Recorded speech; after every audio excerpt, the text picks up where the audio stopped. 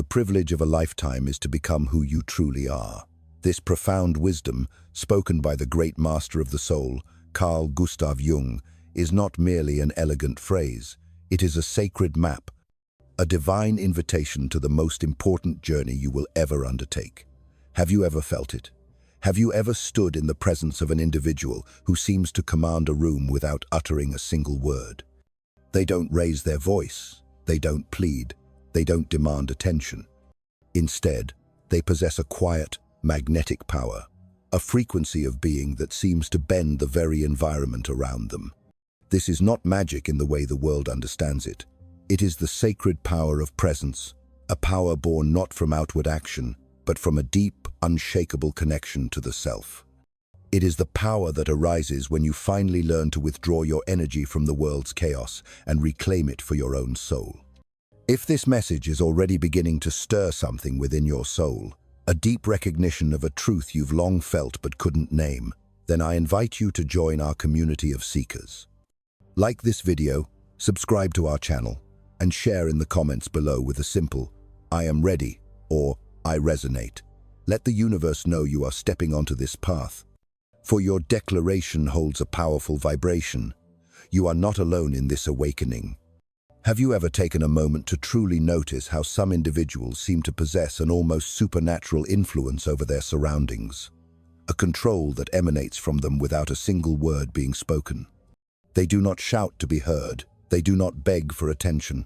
They simply withdraw, and in that sacred act of pulling back, the entire energetic field around them shifts. It's a phenomenon that defies the logic of our loud, demanding world. In their silence, everything changes.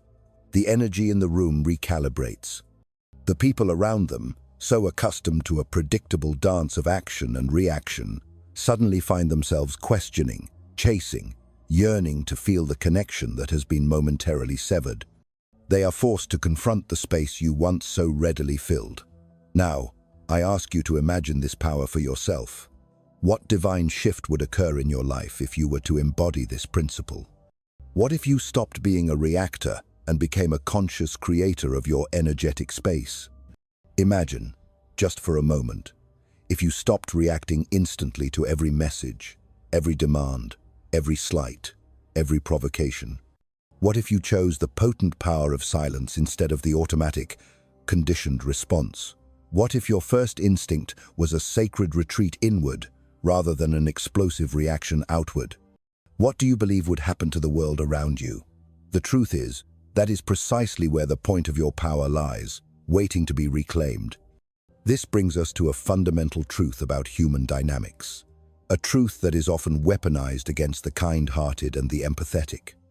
When you cease to be perpetually available, emotionally, physically, psychologically, the world that has been built upon your constant giving goes into a state of profound crisis. Because so many people are accustomed to controlling you, not through force, but through your predictability, through your immediate reactions, through your ingrained impulses. They have learned the patterns of your heart and soul, and they play upon them like a puppeteer plays upon strings. They know which words will elicit a response, which actions will trigger your need to explain or defend, which silences will make you rush to fill the void. Your reactions are the levers they pull to maintain their own sense of control and balance. But the moment you stop being always available, the moment you withdraw your constant stream of energy, you disrupt this entire dynamic. The world around you, which was so stable because of your predictability, is thrown into chaos, and in that chaos, a powerful revelation occurs. This is where the profound insight of Carl Jung illuminates our path. He once said, "Everything that irritates us about others can lead us to a better understanding of ourselves." Now, I want you to truly feel the depth of this statement. When you become inaccessible, when you choose the sacred act of withdrawal, who is it that truly becomes desperate? Who is it that gets irritated? Who is it that suddenly tries to provoke you, just to elicit some form of emotional response, any response at all, to prove that their control over you still exists? The reaction of the other person in the face of your unavailability reveals more about them than it ever could about you. It exposes their own unresolved insecurities, their own need for external validation, And most importantly, it reveals the extent to which you have been unknowingly manipulated. Without ever realizing it, you have been giving yourself away to please others, to maintain a false sense of peace, to avoid losing people who, in the deepest truth of your soul, were never truly with you in the first place. They were with the version of you that served their needs. And with every forced yes, with every immediate response you offer when your soul is screaming no, with every single emotional reaction you give away, you are handing over a piece of your sacred energy, a piece of your life force. Think about it. At the end of a long day of pleasing, of reacting, of managing the emotions of others, what is truly left for you? What remains is a profound tiredness, a deep-seated frustration, an emptiness that you can't quite name or explain. But I will tell you precisely why this emptiness exists. It exists because you have been far too available to those who do not deserve even a single moment of your sacred silence. You have been pouring your life force into vessels that will never be full, and you have been neglecting the most important vessel of all, yourself. This video, this message, is not about turning your back on the world in a cold or indifferent way. It is about a far more profound and necessary act. It is about choosing yourself. It is about learning the sacred art of what Carl Jung called individuation. This is the holy process of becoming whole, of becoming authentic, of becoming complete in and of yourself. And this divine process begins the very moment you understand that your silence can be infinitely stronger than 1,000 arguments. It begins when you realize that withdrawal, when it comes from a place of conscious awareness and not from a place of escape, is one of the most powerful acts you can perform. It is an act of spiritual sovereignty. So, I ask you now, looking deep into the eyes of your own soul, how much longer will you allow yourself to be controlled by the emotional currents of others? How much longer will you react like a puppet on a string every single time someone pokes at your old wounds? Perhaps the time has come to cut those strings. Perhaps it is time to withdraw, to become a mystery, even to yourself. Because the moment you stop being predictably available, everything in your universe begins to change. Let us now descend into the heart of this matter, into what I call the emotional availability trap. From the earliest moments of your life, you have been taught, conditioned, and programmed to always be present for others. You have been taught to respond quickly, to please, to say yes, even when your entire being was screaming no. Since childhood, you have been subtly conditioned to believe that your worth, your value as a human being, lies in how available you are to others. Your goodness has been measured by your accessibility. But I am here to share with you a truth that perhaps no one has ever told you with this level of divine clarity. This excessive availability is not a virtue, it is a prison. And as long as you continue to believe that you need to be accessible at all times, emotionally or otherwise, you will continue to be manipulated, you will continue to be drained, and you will continue to be forgotten the moment you are no longer useful. Do you understand why? It is because being always available makes you predictable, and everything that is predictable, in the realm of human dynamics, inevitably becomes a tool. People, often unconsciously, begin to use you as an emotional emergency button. They press it when they need attention, when they crave relief, when they seek validation. And once they have gotten what they need from you, they simply put you back on the shelf until the next time they feel a void.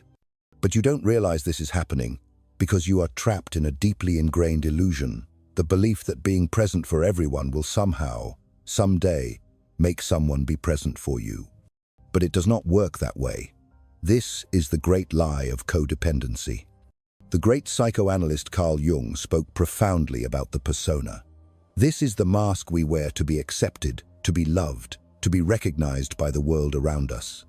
And it is this very mask of the pleaser, the helper, the always there for you friend, that keeps you in a state of being overly available. You say, "It's okay," when you are suffocating. You respond to messages immediately, even when you are exhausted and your own soul is crying out for rest. You explain yourself, you justify yourself, you defend yourself, as if you owe the entire world an explanation for your existence. But the deeper truth is that the more you place yourself at the center of everyone else's stage, the more you disappear from your own. This constant state of being available is a subtle but devastating form of self-abandonment. It is a disguised way of seeking approval and avoiding the sting of rejection. It is an attempt to control the image that others have of you. But this control comes at an immense price, and that price is your own inner peace. It is your vital energy being distributed as if it were infinite, when in fact, it is the most limited and precious resource you possess. People who want you to be available all the time, in fact, do not want you. They want what you provide. They want your validation, your company, your distraction, your emotional comfort. And the moment you change, the moment you set a sacred boundary, the moment you refuse to react, those very same people become irritated. They accuse you. They say you are being weird. They say you have changed. And this is not because you have done anything wrong. It is because you have stopped being functional for them. And here is the cruelest point of all. The more available you are, the less value others tend to give you. Because what is too abundant, what is always there for the taking, becomes common. No one respects what they do not have to earn. No one values what is always there. So now, I want you to stop and think, who truly deserves your time? Who truly deserves your attention, your presence, your listening? Or, perhaps a more powerful question, who deserves your absence? But before you can even answer that, we need to understand one essential thing. Why do we react so much? Why do we give in so easily? What is behind this almost automatic, compulsive desire to respond, to justify, to please? The answer lies in what Carl Jung called psychic energy. Carl Jung did not view the human psyche as an automatic machine that simply reacts to stimuli without consequence. For him, our mind is a dynamic energy system. Every thought, every emotion, and every action consumes a portion of that sacred energy. The crucial question then is this: are you consciously choosing where your energy goes, or are you letting the world decide for you? Every single time you react impulsively, you are wasting your psychic energy. When you defend yourself against a criticism that didn't even deserve your attention, when you respond to a provocation just to prove that you are right, when you engage in useless discussions, when you try to please those who do not value you, you are spending your inner strength on things that do not nourish your soul. And Jung was crystal clear on this point. That which you resist persists. The more you react, the more you bind yourself to the very thing that is draining you. People who live in a state of being emotionally drained are not weak. They are simply misdirected. Their powerful energy is flowing outward, into the endless abyss of others' needs and dramas, instead of flowing inward, to heal and fortify their own being. And do you know what happens to someone who lives in a constant state of exhaustion? They become vulnerable. And when you are vulnerable, you become easy prey for the manipulative, the opportunistic, and the emotionally needy people of the world. They can sense this vulnerability. They notice that you do not know how to guard your own energy, that you react to everything, that you are always trying to solve the world's problems, and they take advantage of it. Jung said that a healthy psyche is one that knows how to keep its energy within the system. This means knowing how to say no without guilt. It means knowing how to remain silent without feeling cowardly. It means knowing how to observe before acting, because true power is not found in reacting. It is found in consciously choosing when and how to act. And this is only possible when you know yourself well enough to recognize your own impulses and triggers. How many times have you lost sleep over an unresolved conversation? How many times have you spent hours ruminating on what you should have said, or trying to understand why someone treated you so poorly? This is your energy being drained without any return. You are keeping alive ghosts that should have died long ago, and you are feeding dynamics that only exist because you insist on responding. Psychic energy is like a force field. When it is well guarded, it creates an aura of presence. You can enter a room and command respect without ever saying a word. But when it is poorly managed, you become invisible, reactive, and fragile. And the world has no mercy for those who give in so easily. Therefore, I implore you, start observing your own triggers.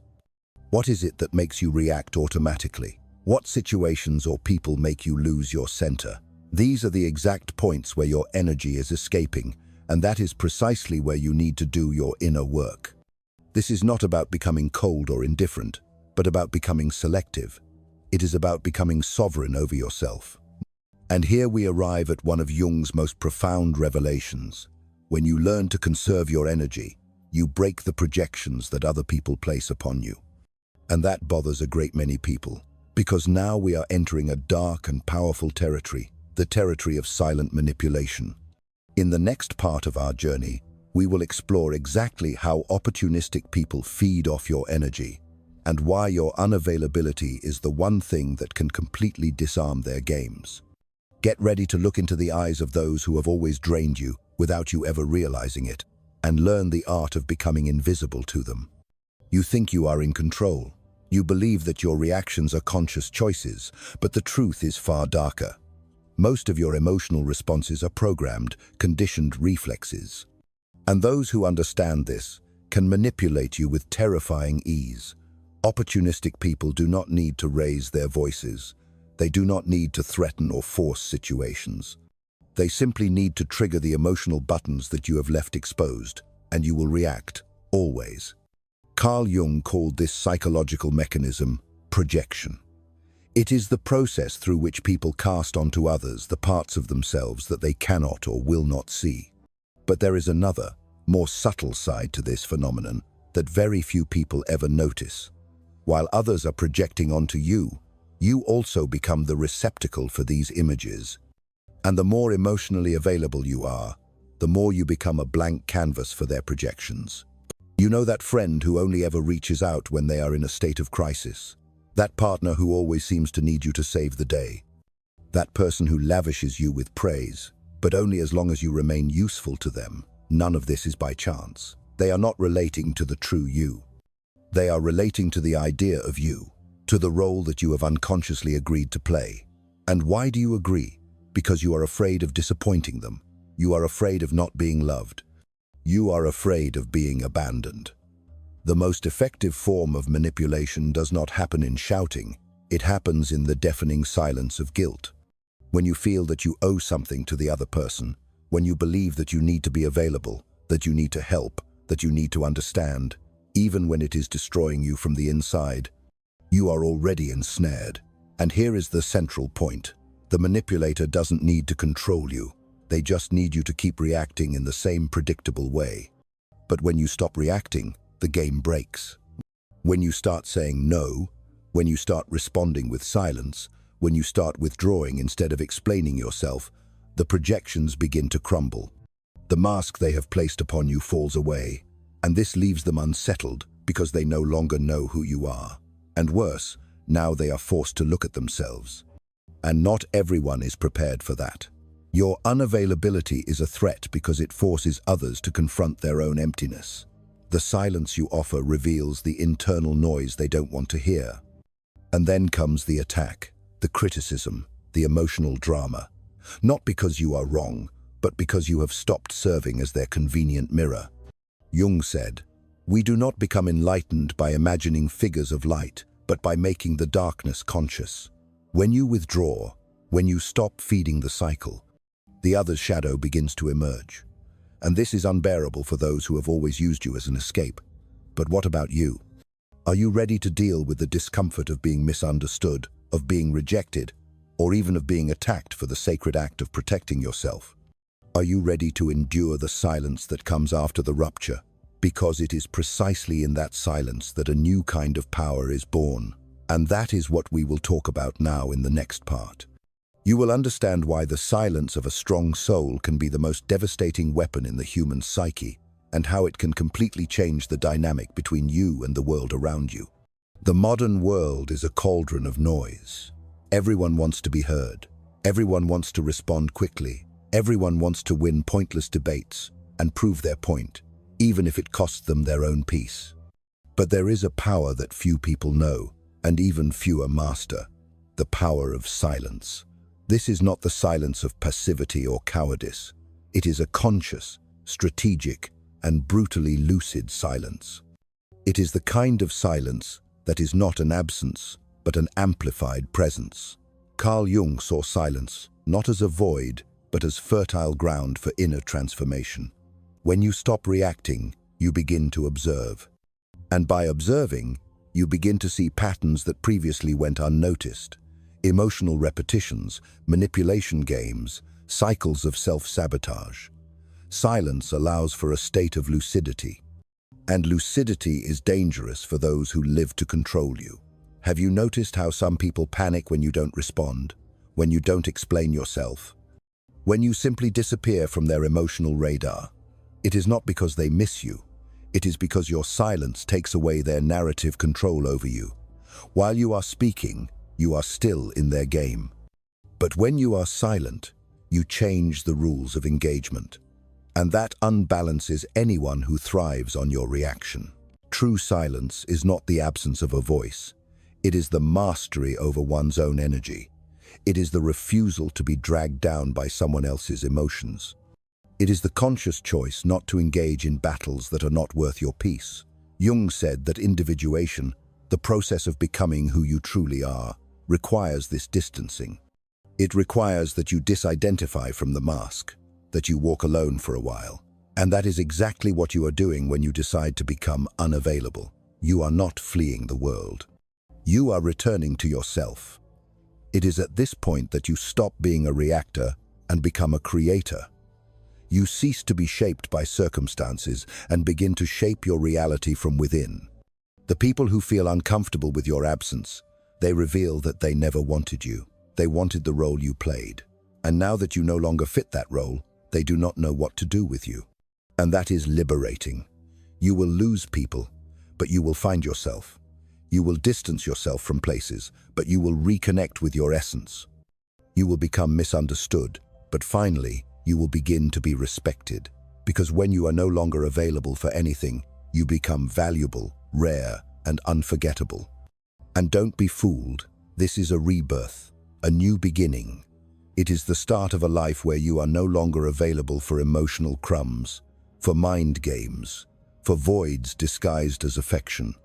Now, you only accept what resonates with your peace, with your truth, with your wholeness. And if you have made it this far, it is because a part of you is already ready for this new path.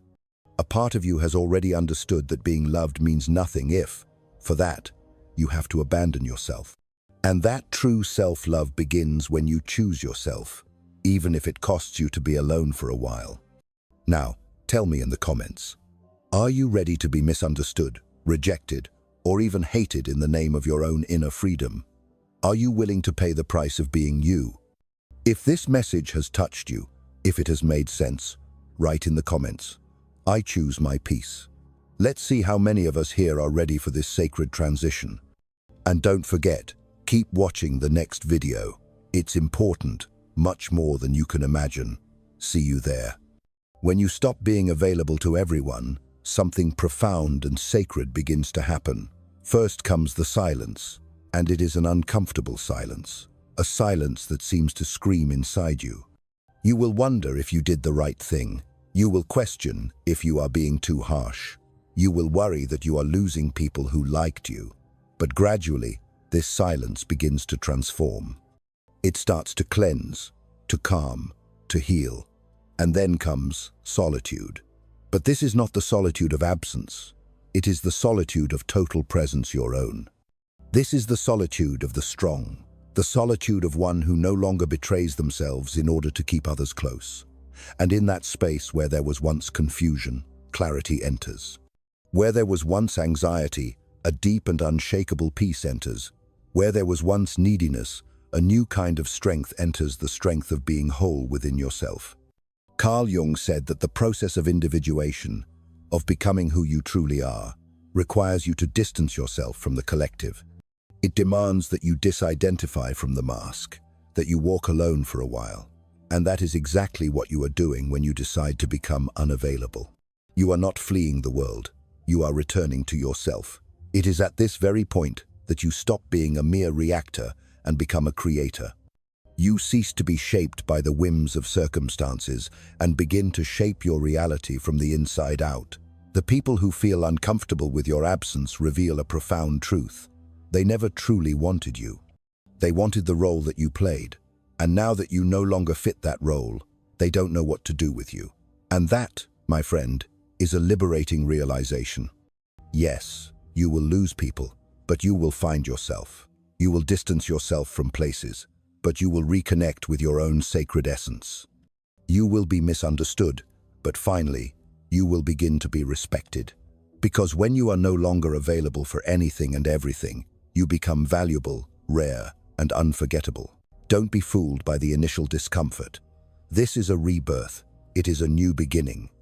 It is the start of a life where you are no longer available for emotional crumbs, for manipulative mind games, for the voids of others disguised as affection. Now, you only accept what resonates with your peace, with your truth, with your wholeness. And if you have made it this far into this message, it is because a part of you is already prepared for this new path. A part of you has already understood that being loved means nothing if, for that love, you must abandon yourself. And that true divine self-love begins the moment you choose yourself, even if it costs you the temporary pain of being alone. Now, I want you to tell me in the comments, are you ready to be misunderstood, rejected, or even hated in the sacred name of your own inner freedom? Are you willing to pay the price of truly being you? If this message has touched your soul, if it has made sense in a way that nothing else has, I want you to write in the comments, I choose my peace. Let us see how many of us here are truly ready for this profound transition. And do not forget to keep watching the next video. It is important. Far more than you can possibly imagine. I will see you there. When you stop being available to everyone, something profound and sacred begins to unfold. At first, there is a silence, an uncomfortable, almost screaming silence within you. You will inevitably wonder if you have done the right thing. You will question if you are being too harsh. You will worry that you are losing people who seem to like you. But gradually, this very silence begins to transform. It starts to cleanse, to calm, to heal. And then, from this silence, a profound solitude emerges. But this is not the solitude of absence. It is the solitude of total presence, your own. This is the sacred solitude of the strong, the solitude of one who no longer betrays their own soul in order to keep others close. And in that space where there was once confusion, a divine clarity enters. Where there was once a gnawing anxiety, a deep and unshakable peace takes root. Where there was once a desperate neediness, a new and powerful kind of strength enters, the strength of being whole within yourself.